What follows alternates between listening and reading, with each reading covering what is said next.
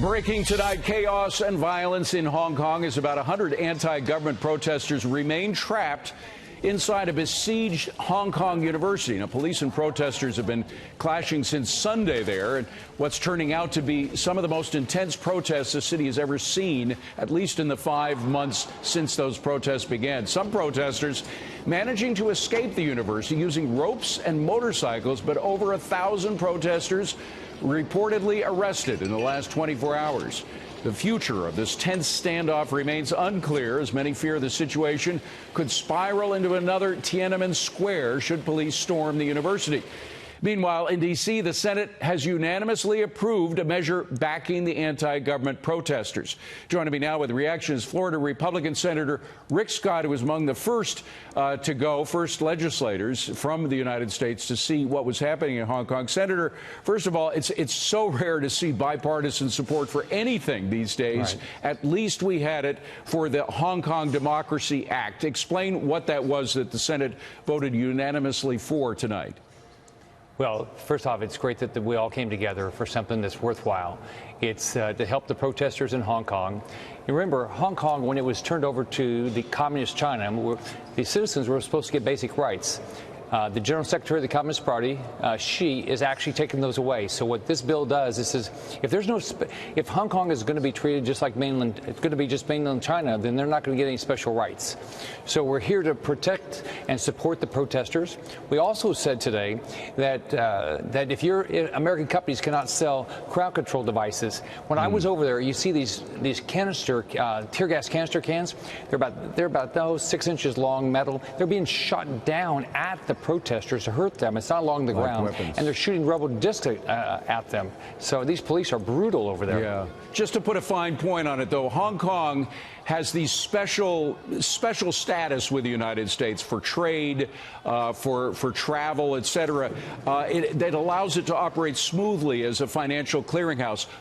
That special status would be removed if the communist Chinese took over Hong Kong entirely. Correct? Absolutely. That's absolutely right. And it sure, unfortunately, looks like that's exactly what Xi is doing right now. He's taking away the basic rights from these citizens. Here's what they do. They say, oh, you can't have a peaceful protest. Then if you protest, then it's not peaceful. So then the police can beat you up. And then, so it's just a cycle that Communist China goes through. Right. All right. I want to switch gears, if you don't mind, to what's going on inside of Congress. It's not your house. It's the House of Representatives, not the Senate. But it just seems like Adam Schiff's charges are falling flat, that perhaps Nancy Pelosi should have followed her instincts and prevented this thing from going on, even with witnesses that they were hoping to kind of support their bribery thesis. Congressman Mike Turner had an exchange with Ambassador Volker earlier that kind of summed up what happened today. Let me play that and get your reaction. Did the President of the United States ever say to you that he was not going to allow aid for the United States to go to the Ukraine unless there were investigations into Burisma, the Bidens, or the 2016 elections? No, he did not. Did the Ukrainians ever tell you that they understood that they would not get a meeting with the President of the United States, a phone call with the President of the United States, military aid or foreign aid from the United States unless they undertook investigations of Burisma, the Bidens, or the 2016 elections? No, they did not. Pretty much, Ambassador Volker, you just took apart their entire case. Senator, that doesn't even come a smidgen close to the charge of bribery. No, this is like a boring reality show that would clearly never get a second season. We need due process.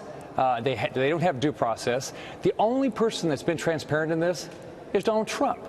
Adam Schiff hasn't been transparent. He won't let the Republicans call witnesses. I mean, this is America.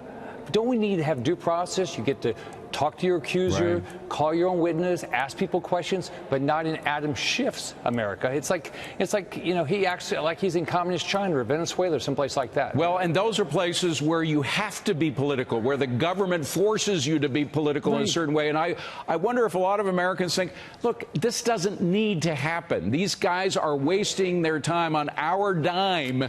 And I had a Democrat on, Congressman Kildee, a while ago. He said his constituents care more, and he's a Democrat. His constituents care more about deer hunting season than they do about what's going on there. David, why don't they secure the border? Why don't they work on reducing drug prices? Why don't they work on immigration reform? Why don't they, the things that we got sent up here to do in the elections last year, why don't the Democrats want to do that? Instead, they are just absolutely committed to do everything they can to either take Donald Trump out before the election or do something to hurt him so he can't win the election next year. Go to if they want to win, go to the ballot box. Say, hey, we did something.